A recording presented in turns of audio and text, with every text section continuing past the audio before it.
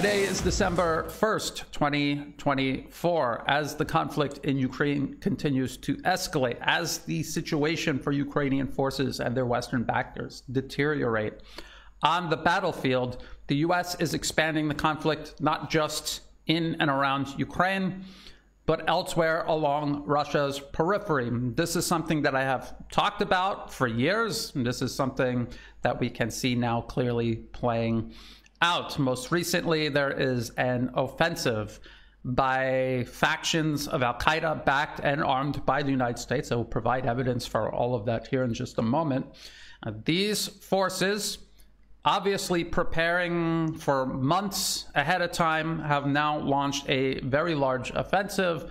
They are sweeping down from the north into the very large city of Aleppo and other areas along the line of contact there. As a matter of fact, let's just look at the map. So this is also liveuamap.com, which I regularly refer to in regards to the conflict in Ukraine, is a pro-Western map. You have to keep that in mind. Every single conflict depicted in these maps will represent Western bias.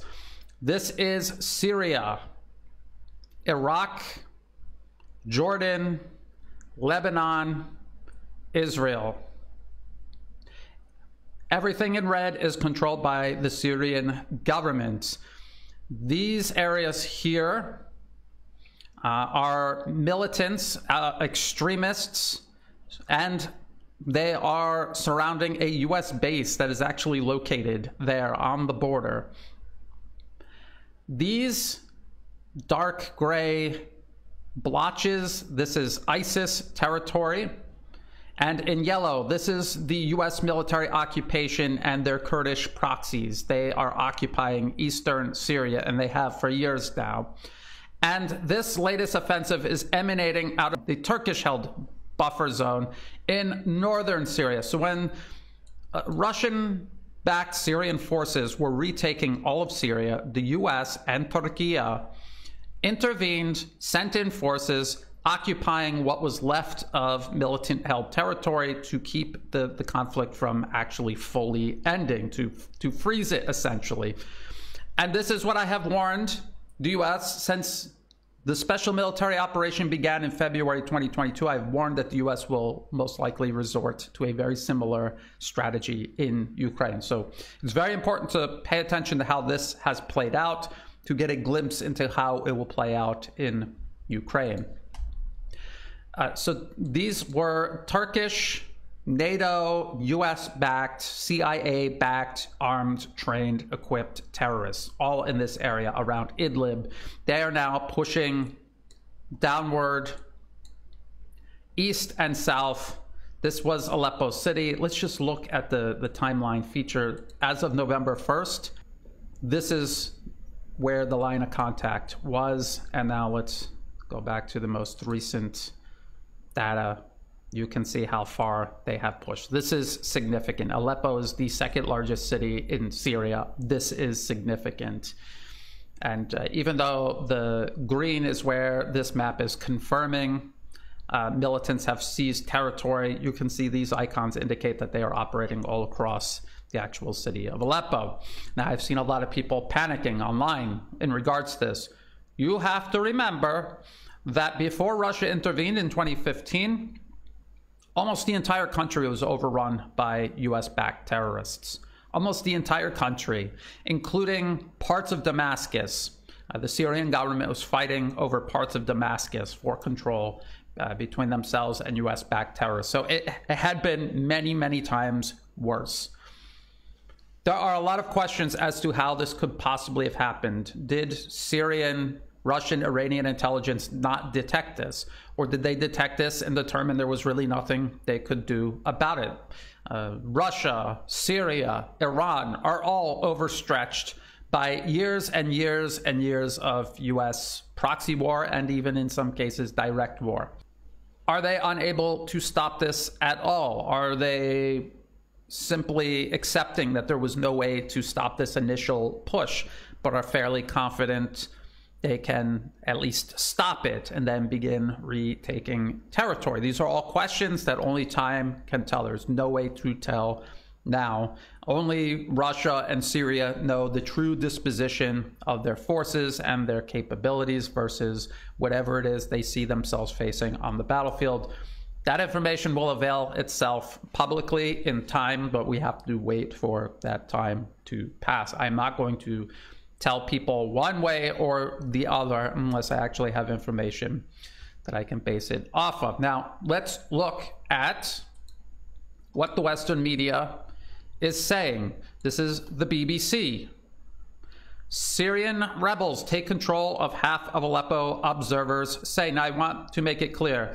These observers are based in the UK. This is a Syrian Observatory for Human Rights. And this was a propaganda outfit that the UK and the rest of the Western media referenced throughout the entirety of the US proxy war on Syria since it began in 2011. So keep that in mind. Rebel forces in Syria have taken control of half of the country's second largest city, Aleppo, according to the UK-based monitoring group, Syrian Observatory for Human Rights.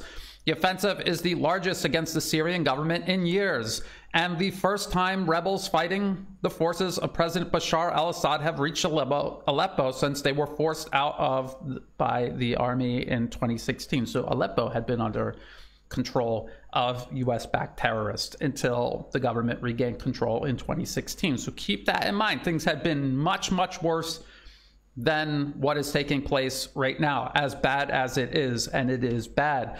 Aleppo's airport and all main roads leading into the city have been closed, military sources told Reuters news agency. The rebels were able to capture half of Aleppo without meeting significant resistance. That is important to understand. That means the military knew this was coming, and they decided rather than try to stop it outright, they would fight a fighting retreat, and they will reposition someplace where they can regroup and determine what to do and how to do it. Let's continue. The Syrian Observatory for Human Rights Director Rami Abdel Rahman told AFP News Agency earlier on Saturday there has been no fighting, not a single shot was fired as regime forces withdrew, he added. Earlier on Friday, government forces said they had regained positions in a number of towns in Aleppo and Idlib provinces, following the offensive launched by HTS and allied factions on Wednesday. Video posted on a channel affiliated with the Islamist group. When they say Islamist, and all of these different factions, whatever name they're assigning to them, they are the various flavors of Al-Qaeda created by the US and its Persian Gulf and Turkish allies in the region. It appears to show rebel fighters in vehicles inside the city. So Hayat Tahrir al-Sham is simply a synonym for Al-Qaeda, as is Jabhat al-Nusra, and the many, many, many different rebrandings of these terrorist groups the Western media has gone through over the many years. And they are doing the exact same thing in Syria that they are doing in Ukraine with Nazi military units inside the official Ukrainian armed forces, pretending that they aren't Nazis. These Nazi military units rebranding themselves, changing their literal Nazi logos to look a little more ambiguous, renaming them from, say, Azov to 3rd Assault Brigade, things like this, constantly rebranding, recreating their image as the public catches on to the fact that the US is supporting literal Nazis in Ukraine and literal Al-Qaeda, ISIS terrorists in Syria and elsewhere. Now, the BBC article gives their version of the background story of this conflict. More than 500,000 people have been killed in the civil war. It was never a civil war. It was always a US proxy war against Syria that erupted after the government cracked down on pro-democracy protests in 2011. No such pro-democracy protests took place. It was admittedly US planned, prepared, equipped, funded mobs put out into the streets In conjunction with militant groups, the US also began preparing years ahead of time. I'm going to go over all of the evidence for that in just a moment. Again, taken from the Western media itself. An array of armed groups opposed to the Assad government, including jihadists. They're all Al-Qaeda, ISIS, all terrorists, literal terrorists. Terrorists listed by the US State Department as terrorists on their lists. Took advantage of the turmoil to seize swaths of territory. No, the US deliberately created the turmoil to serve as a pretext for the armed overthrow of the Syrian government. The Syrian government, with the help from Russia and other allies, later retook most of the areas it had lost. Idlib, the last remaining opposition stronghold, is mostly controlled by HTS, but Turkish-backed rebel factions and Turkish forces are also based there. Now let's go back to the map. And you tell me where support for armed groups could possibly be coming from in this area, if not from NATO territory in Turkey. That is Turkey. And this is where they are. So unless these terrorist organizations are picking Kalashnikovs off date trees in Syria, their arms and ammunition are coming from Turkey via the US, CIA, special forces, gathered up from around the globe with money and contributions from other US allies, both in Europe and in the Persian Gulf, and of course in Turkey itself. That is how this proxy war was prepared years before it began in 2011, and that is how it has been carried out ever since.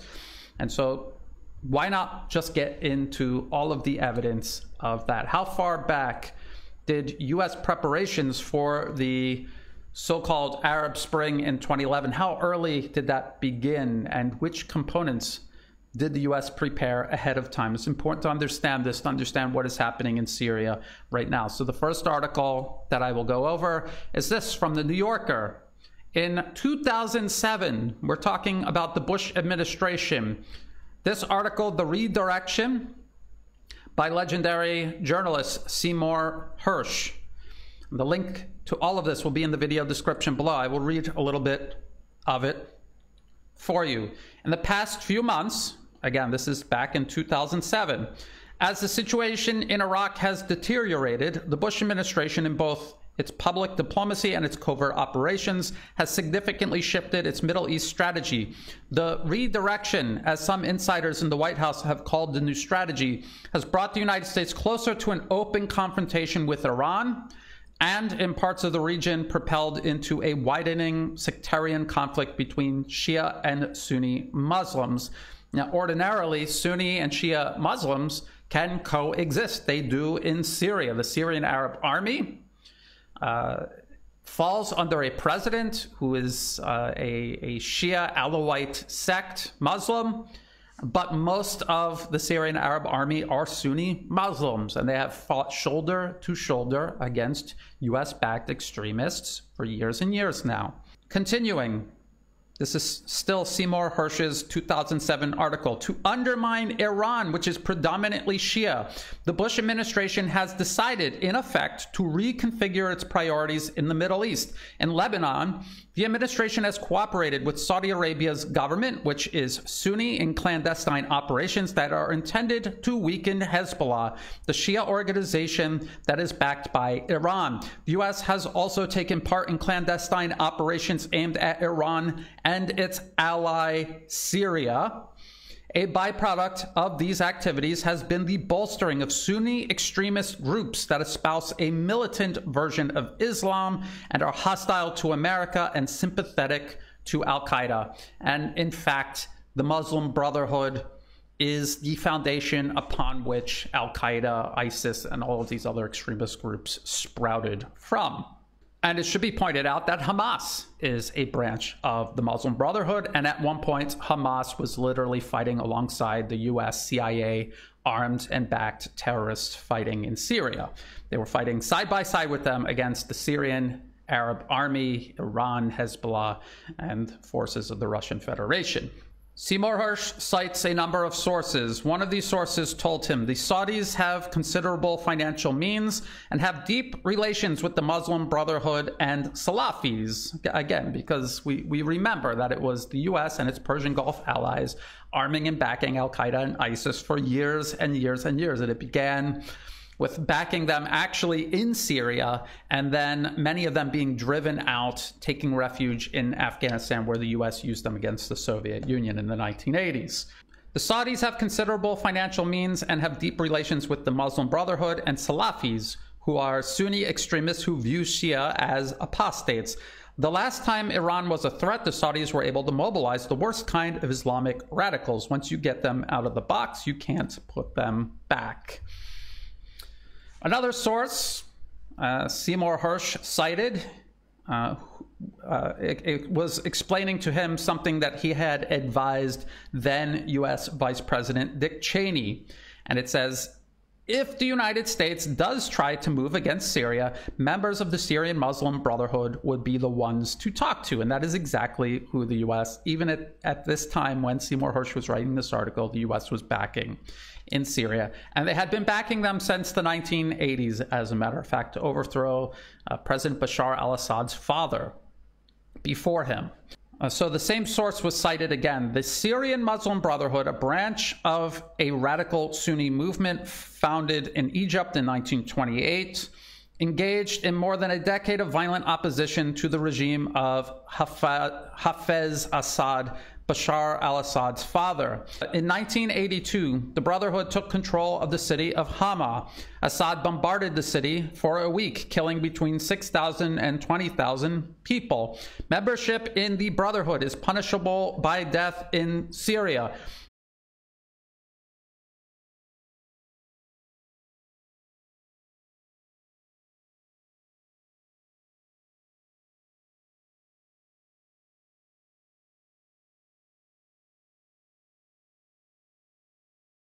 Brotherhood is also an avowed enemy of the US and of Israel.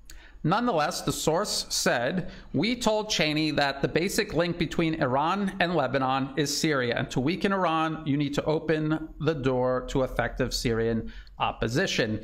And I want to point this out. Yes, the Muslim Brotherhood, ISIS, Al-Qaeda, if you ask the rank and file who their enemy is, they would tell you, yes, Shia Muslims, of course, and anyone else who is not an extremist like them, of course, and they would single out the US and Israel in particular as enemies. But in reality, the Muslim Brotherhood, ISIS, Al-Qaeda, and all of these other extremist organizations under this umbrella are extensions of US foreign policy and that of its proxies, including Israel. And the problem is many ordinary people who do not have the time, the energy, or even the desire to inform themselves, who blindly hate Israel, not as if there isn't a good reason to oppose Israeli policies or the Israeli government in general, they will see these organizations overtly opposed to Israel, and they will support them unaware of the fact that these organizations are actually serving US and thus Israeli objectives in the region, not actually opposing them. And they used this to great effect in the opening days and weeks of the Arab Spring, because all of these organizations were well known around the world as being anti-US and anti-Israeli. Superficially, many people reflexively supported them without looking into the background of who many of these specific groups or leaders were connected to or being funded by. If you did that, you would have seen that it was from top to bottom, left to right, it was a US created opposition movement, had nothing to do with opposing US or Israeli interests. It was advancing them, and it was all doing it under the guise of opposing it. And I will get into that in just a moment. But Seymour Hersh's 2007 piece continues. There is evidence that the administration's redirection strategy has already benefited the Brotherhood. So at this time, the US not only knew the Muslim Brotherhood was the proxy of choice to use in undermining Syria and thus Iran, they were already well underway in supporting them. The Syrian National Salvation Front is a coalition of opposition groups whose principal members are a faction led by Abdul Halim Qadam, a former Syrian vice president who defected in 2005, and the Brotherhood. A former high-ranking CIA officer told me the Americans have provided both political and financial support. The Saudis are taking the lead with financial support, but there is American involvement. He said that Qadam, who now lives in Paris, was getting money from Saudi Arabia with the knowledge of the White House. In 2005, a delegation of the Front's members met with officials from the National Security Council, according to press reports. A former White House official told me that the Saudis had provided members of the Front with travel documents. So they were creating a what would become a government in exile. And if you were familiar with the 2011 Arab Spring, that was the pattern. The U.S. would start with these protests. They would move in the militant groups that they had been preparing and arming for years. They already had these governments in exile on standby in Europe, in Washington, in Virginia, ready to declare themselves the legitimate government of these targeted countries. And the U.S. would then shift their recognition from the internationally recognized governments of these countries to these hand-picked client regimes that they had created ahead of time and had on standby. That was the pattern. Then if they were successful in overthrowing the targeted nation, they would install them into power, as they did in Libya, for example. Also, as they did in Egypt. As a matter of fact, the Muslim Brotherhood was also involved in the protests in Egypt in 2011, the Arab Spring protests in Egypt. There were US-backed National Endowment for Democracy funded political groups that created chaos in the streets. The Muslim Brotherhood came in to exploit it and escalate it with significant and armed violence. They eventually succeeded in overthrowing the Egyptian government, and it was the Muslim Brotherhood's Mohamed Morsi who actually ended up as president of Egypt until he was overthrown by the Egyptian military. Before he was overthrown by the Egyptian military, one of the very first things he did was cut all ties with the Syrian government, no longer recognizing the Syrian government as the legitimate government of Syria, and openly began supporting the US-backed terrorists trying to overthrow the Syrian government. When the Egyptian military overthrew the government of Mohamed Morsi and threw him in jail, one of the first things they did was reestablish ties to Syria and begin shifting support back to the government away from these armed terrorists, who were also the same terrorists and organizations the U.S. used to overthrow the Egyptian government. So as you could see, it was a regional effort using the same networks that the U.S. stood up in each and every one of these countries. And again, many people supported Mohamed Morsi and the Muslim Brotherhood in Egypt because of their overt, superficial hatred of Israel, when in reality they were an extension of U.S. foreign policy objectives. They were not opposing them, and if you're not opposing U.S. foreign policy objectives, there's no way you're opposing America's Israeli proxies and their objectives. So that was Seymour Hersh all the way back in 2007, warning the world that the United States government at that time was working with the Muslim Brotherhood and other extremists to undermine and possibly even overthrow at least the Syrian government, but also Lebanon and possibly eventually Iran. Fast forward to 2011, the Arab Spring has sprung.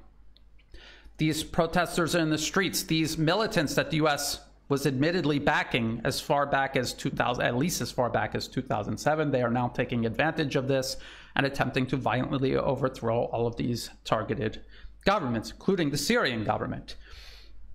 Again, because a lot of these groups were superficially anti-Israeli, people reflexively supported them, and they ignored all of the very obvious evidence that they were in fact backed by the US. They were not opposing the US. And eventually articles like this came out. This was by the New York Times. This was in April 2011. US groups helped nurture Arab uprising. This was not something that happened and the US took advantage of. This was something they created from whole cloth years in advance.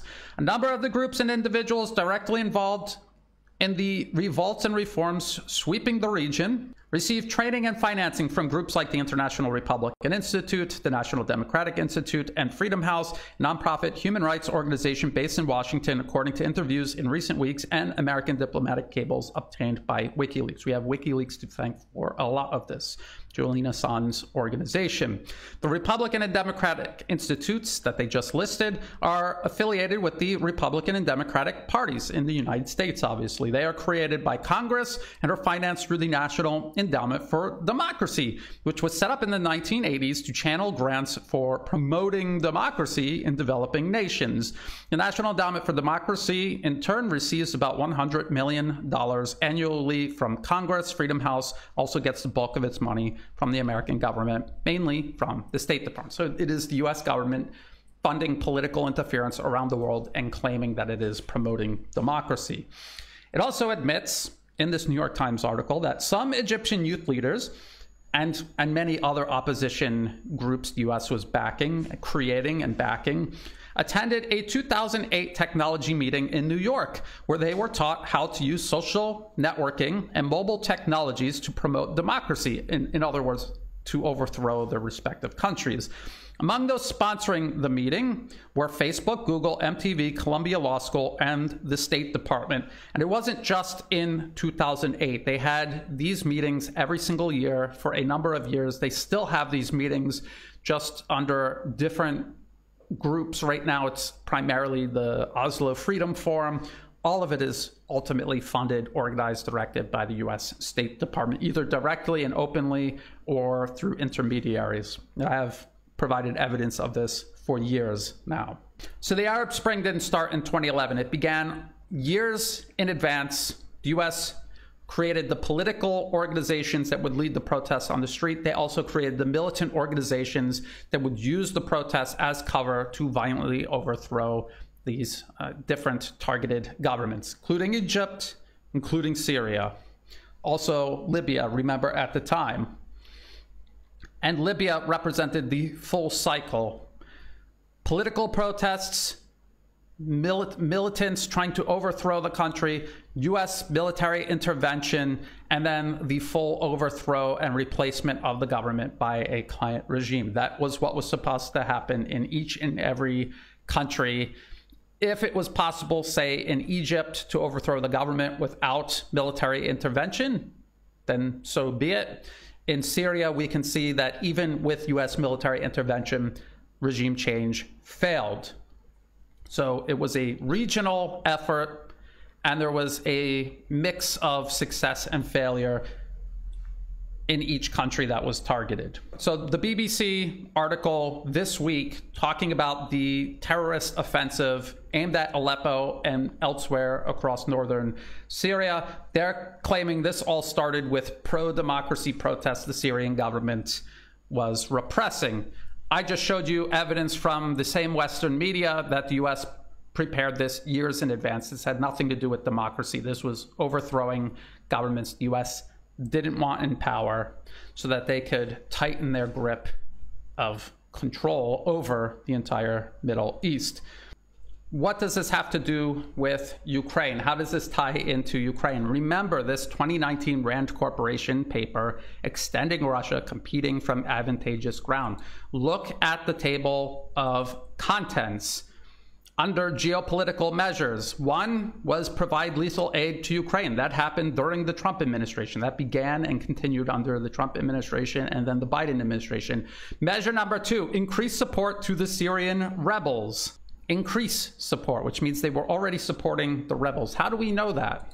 Because the Western media admitted it. This was 2012. New York Times, CIA said to aid in steering arms to Syrian opposition. They were bringing it in by the plane load into Turkey and then moving it to the terrorist groups along the border and then into Syria.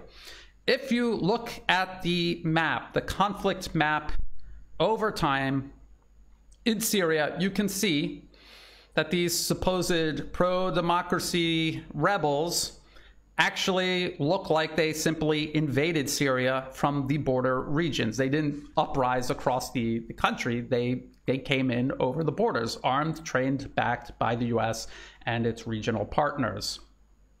So this New York Times article says, A small number of CIA officers are operating secretly in southern Turkey, helping allies decide which Syrian opposition fighters across the border will receive arms to fight the Syrian government, according to American officials and Arab intelligence officers. The weapons include automatic rifles, rocket-propelled grenades, ammunition, and some anti-tank weapons are being funneled mostly across the Turkish border by way of shadowy network of intermediaries, including Syria's Muslim Brotherhood, and paid for by Turkey, Saudi Arabia, and Qatar, the officials said. So Seymour Hersh back in 2007 warned that this was happening. The New York Times is admitting by 2012, not only that it is happening, but they're explaining to you in part how it is happening. The CIA officers had been in southern Turkey for several weeks, in part to help keep weapons out of the hands of fighters allied with al-Qaeda or other terrorist groups, one senior American official said. Of course, they have to say that. They can't admit that there are no moderate rebels. They are all terrorists, and the U.S. not only is arming them, but doing it deliberately, and that was always part of the plan. Remember Seymour Hersh in 2007 talking about the Muslim Brotherhood and the fact that it was an extremist organization, that organizations like al-Qaeda are simply sprung out of the Muslim Brotherhood. But maybe you don't find that convincing enough. So I'm going to show you a U.S. Defense Intelligence Agency document from 2012. This is it here. Again, the link will be in the video description below. This was published on judicialwatch.org. And we're going to read through several parts. First part here, the general situation. The Salafist, the Muslim Brotherhood, and al-Qaeda are the major forces driving the insurgency in Syria. The West, Gulf countries, and Turkey support the opposition. Who do they support? Salafist, Muslim Brotherhood, and al-Qaeda. They're saying it in black and white here in this U.S. Defense Intelligence Agency document. While Russia, China, and Iran support the regime. In other words, Russia, China, Iran support Syria against internationally recognized terrorists. The U.S. and its allies are backing in a proxy war against Syria. That is what this document is saying. It also says down here, if the situation unravels, there is the possibility of establishing a declared or undeclared Salafist principality in eastern Syria. And this is exactly what the supporting powers, who are the supporting powers? The U.S. and its regional allies, as they said earlier in this document. And that is exactly what the supporting powers to the opposition want. So the U.S. wanted a declared or undeclared Salafist principality in order to isolate the Syrian regime, which is considered the strategic depth of the Shia expansion, Iraq and Iran. Salafist principality. Salafist Islamic principality state. Salafist principality, Islamic state. The U.S. deliberately created the Islamic State to do what? To isolate the Syrian regime. It is in black and white. That was the plan, and they admitted it in this leaked document. It is irrefutable, and that is what continues to this day. The U.S. is using literal terrorists in the Middle East to overthrow governments it doesn't like, governments that it claims are the bad guys, while the U.S. itself is backing, arming, facilitating the actual worst people in the region, possibly on the planet, besides themselves, of course. So getting all the way back to this recent BBC article, they talk about Russia's response. Russia's military said it had bombed extremist forces, has it in quotation marks. So all of the evidence that I just showed you, you can see how the BBC is still playing this propaganda game where it's pretending that these are pro-democracy rebels, not the worst sort of terrorists in the region that the U.S. and its allies are backing. So it says Russia's military said it had bombed extremist forces, according to Russian news agencies, and there's a lot of footage of that taking place. Kremlin spokesman Dmitry Peskov expressed his support for the government of Syria to quickly restore order and said the country's sovereignty was under attack. Of course, obviously it is. These are terrorists backed by the United States with the help of Turkey. Again, remember the map of the conflict unfolding over several years. You can see the terrorists flowing into the country over the border. It couldn't be more obvious. Now, unless something has changed significantly since this conflict was essentially frozen around 2019, 2020, 2021, Russia and Syria still hold a major advantage over these militants. They have all sorts of weapons. They have large amounts of ground forces. They do not have air power. They do not have sophisticated air defenses. They have man-portable air defense systems with a limited range. They can target and take out low-flying warplanes or helicopters, but they are unable to reach warplanes flying at high altitudes, which are capable of dropping precision-guided weapons. This is how Russia assisted Syria in taking back their entire country. You saw how dire it was before the intervention, and you saw how much territory Syria then managed to take back. That was because these rat lines flowing from NATO into Syria were cut, and the fighters were isolated, and they were not able to sufficiently sustain their combat capacity on the battlefield. They were then moved on by the Syrian Arab Army and its allies on the ground, and they systematically wiped them out of the country, pushed them back into Idlib, where they have stayed until now. Russia's use of air power right now, it does not seem as if it's being contested. That would be a significant escalation. It would require US or Turkish intervention to target Russian warplanes flying at high altitude. It appears that they are able to hit the supply lines of these advancing terrorists, and that is going to inhibit their combat power. There is extensive footage of these terrorists being targeted by both Russian and Syrian military aviation. There is also footage of these terrorists surprising and overwhelming Syrian and Russian troops in small numbers. But I would warn people against trying to draw conclusions from open source evidence at this early stage. We simply do not know what is actually happening. We should not draw conclusions based on tactical vignettes available online.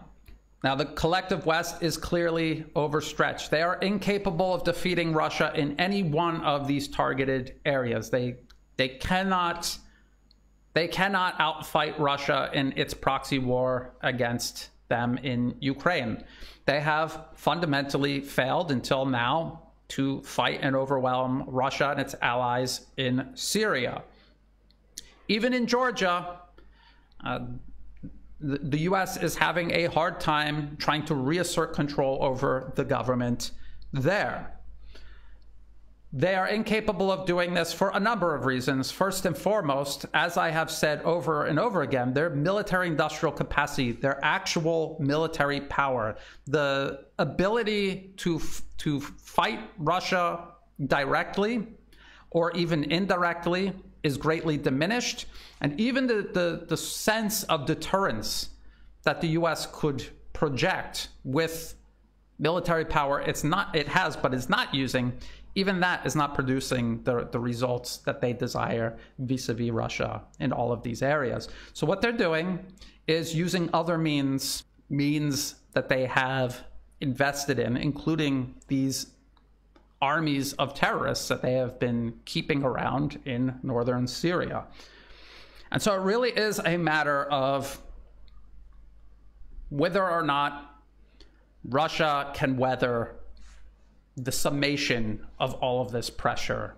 What will Turkey do? And the whole reason Idlib was never retaken by Syrian forces backed by Russia and Iran was because Turkish forces moved into the area and created a buffer zone first.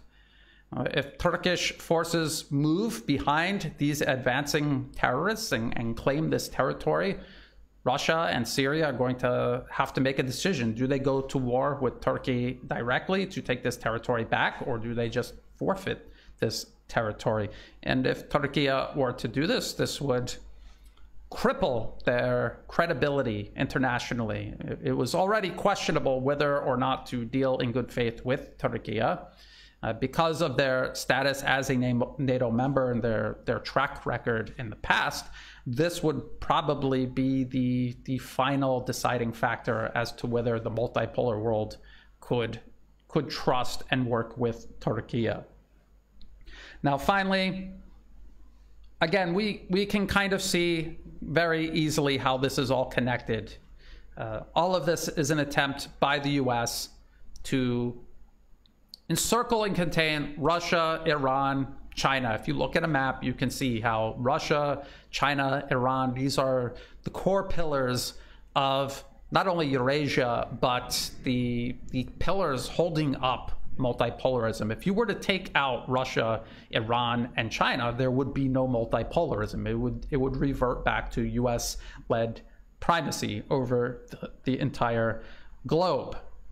Russia is advancing. It's committed militarily to Ukraine, and it is advancing rapidly in Ukraine. So the US has created a military dilemma for Russia in Syria, and it will have to make a decision about how to allocate resources. Does it have enough resources to invest in the defense of both its ongoing special military operation in Ukraine and its defense of Syria? But one thing I do think this tells us, the reigniting of armed conflict in northern Syria, despite all kinds of deals being made between Russia, Syria, and Turkey, is that any freeze in a conflict is going to be used by the US and its proxies as a means of rearming, reorganizing, and restarting the fight when the terms are more favorable for them. So this is exactly what they have just done in Syria. They spent years regrouping, rearming, and preparing for this offensive. This particular offensive was likely specifically planned for months ahead of time before it was just launched this past week. That is exactly what they're going to do in Ukraine. And as a matter of fact, we see them doing that in Ukraine. First of all, just to drive home this point, this is from Reuters, this November 26, 2024. So over the past week, Russia advances in Ukraine at fastest monthly pace since start of the war, analysts say. And what they're admitting is that despite authorizing the use of NATO missiles inside Russia, Russian forces are accelerating faster now than ever. In every respect, Ukrainian combat power is collapsing. And then we have discussions like this. And all of this points to the creation of a buffer zone in Ukraine, just as one was created in Syria. So this is Le Monde, French newspaper, discussions over sending European troops to Ukraine reignited. And this is the UK and France, but of course the UK and France would not even be discussing this if it wasn't the US planning this ultimately. And it says, as the conflict in Ukraine enters a new phase of escalation, discussions over sending Western troops and private defense companies to Ukraine have been revived, Le Monde has learned from corroborating sources. These are sensitive discussions, most of which are classified, relaunched in light of potential American withdrawal of support for Kiev once Donald Trump takes office on January 20th, 2025. I do not believe that America is going to be withdrawing support from Ukraine. I believe the support they have available for Ukraine simply doesn't exist, and now they're trying to re-explore what options they have in either continuing this or freezing it. Discussions are underway between the UK and France on defense cooperation, particularly in a view of creating a hard core of allies, a coalition of the willing, if you will, in Europe, focused on Ukraine and wider European security, confided a British military source to Le Monde. And then we have this very recent article from Sky News. Zelensky suggests hot phase of Ukraine war could end in return for NATO membership if offered, even if seized land isn't returned immediately. So this is Ukraine slowly accepting the reality that it's not getting its territory back and exploring the possibility of some sort of conflict freeze. That is the way this all looks. Vladimir Zelensky has suggested a ceasefire deal could be struck if Ukrainian territory he controls could be taken under the NATO umbrella, allowing him to negotiate the return of the rest later in a diplomatic way. That's in quotation marks. And of course, no, not in a diplomatic way. After they have time to rearm, re-equip, reorganize, they will launch another armed campaign against Russia, just as US-backed terrorists are doing in Syria right now as I'm talking. Mr. Zelensky said NATO membership would have to be offered to unoccupied parts of the country in order to end the hot phase of the war, as long as the NATO invitation itself recognizes Ukraine's internationally recognized borders. He appeared to accept occupied eastern parts of the country would fall outside of such a deal for the time being, which means Russia has absolutely no reason to agree to this in any shape, form, or way, because all it's going to do is allow Ukraine to escape Russia's growing momentum right now, rearm, regroup, and become a greater threat to Russia than it already was before Russia decided it needed to launch a special military operation. And we can see this whole process, a glimpse of how this will work out in the near, I would say relatively near future. We can see how it's playing out in Syria. All of these agreements meant to freeze and eventually end the conflict were used by the collective West to simply rearm, reorganize, relaunch their proxy war against Syria and ultimately Iran and Russia. This Sky News article, even though Ukrainian leader Zelensky is talking about NATO membership, this could still happen even without NATO membership. The collective West would just send a coalition of forces into Ukraine to ensure at least part of what is left of Ukraine would be under Western occupation, just as parts of Syria are under Turkish and American occupation. And it would leave Russia a choice whether to stop where it is or to open up an actual conflict with Western forces in Ukraine, just as Russia and Syria would have to do vis-a-vis the US or Turkey in Syria. The US has essentially declared war on the status quo. It understands that within the global status quo, the world is gradually pivoting away from US-led hegemony to multipolarism. So they have declared war on the status quo, and they are attempting to destroy it in every manner possible, including war, proxy war, outright war. The rest of the world is going to have to make difficult decisions regarding US aggression around the globe. It's war on the status quo, and what the rest of the world is willing to do to stop this, to preserve the status quo, or to create a new status quo. As the US becomes more and more reckless, I believe more and more difficult decisions need to be made to confront and contain US actions. At the end of the day, we have to just wait and see. We do not know where the limits of American, where the true limits of American, Russian, Iranian, and Chinese power actually are. That information will avail itself as events unfold, but we need to keep a close eye on them and do careful analysis in the meantime. And I will continue to keep an eye on all of this. Until then, if you thought this video was useful, please like and share. Think about subscribing. It's free to do. It helps the channel grow. Check the video description below for other places you can find and follow my work. All of my videos go up on YouTube, Telegram, and Rumble. I'm also up on X. All of the links that I reference in this video are in the video description below, as are ways you can help support my work. I do not monetize any of my social media platforms. If ads pop up, feel free to skip them. They're not helping me out at all. If you do want to help support my work, please do so through Buy Me a Coffee and also Patreon. The links will be in the video description below. That is what allows me to continue doing this work. So if you've given me a one-time donation, donations month to month, or if you have no resources at all and you just help share my work with others, that is all greatly appreciated. So thank you. And as always, thank you for watching.